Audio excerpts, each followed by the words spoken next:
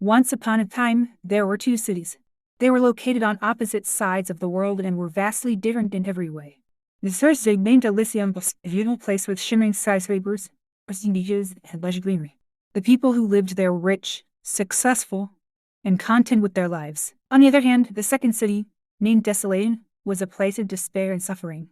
The streets were filled with rubble and debris, the air was thick with pollution, and the people who lived there were poor and struggling to survive. Despite their differences, the two cities shared a common bond. They were both home to two young children, one from each city, who were destined to meet and change each other's lives forever. The first child was named Luca, and he was born in Elysium.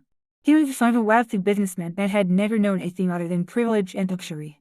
His days were spent lounging on the beach or shopping in the city's high-end stores.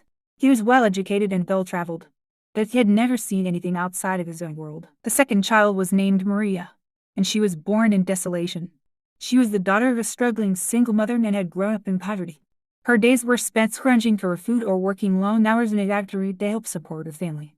She was intelligent and resourceful, but she had never had the opportunity to explore her potential. One day, Luca's family went on a vacation to Desolation, and he found himself in a world that he had never imagined. He saw the poverty and suffering that Maria and her family had to endure every day, and he was shocked. He had never realized how fortunate he was and how unfair the world could be. Luca and Maria met by chance in the place. They struck up a conversation. They quickly realized that despite their different upbringings, they shared a common love of learning and exploring the world. Luca was fascinated by Maria's resilience and relevance, and Maria was inspired by Luca's curiosity and desire to learn. Over the course of their vacation, Luca and Maria spent every day together, exploring the city, learning from each other, and forging a deep friendship.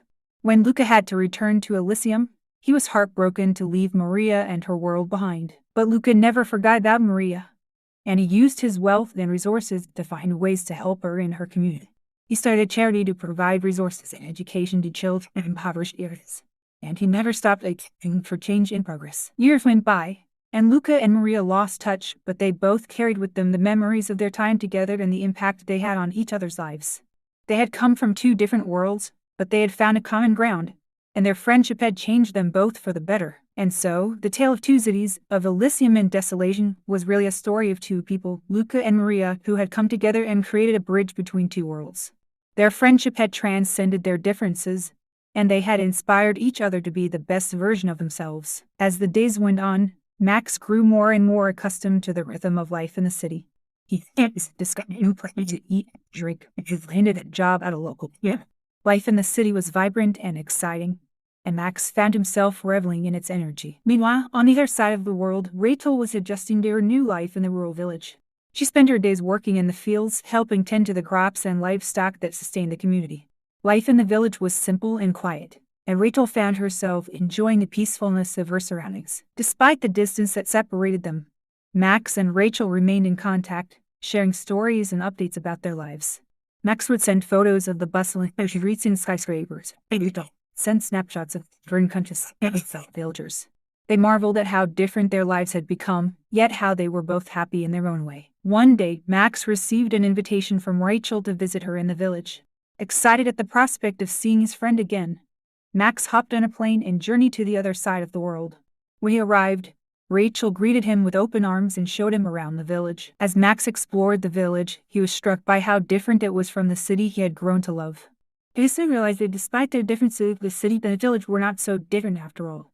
Both places were filled with people who were working hard to make a life for themselves, and both were filled with a sense of community and belonging. In the end, Max and Rachel both realized that they had found their own sense of happiness in their respective worlds.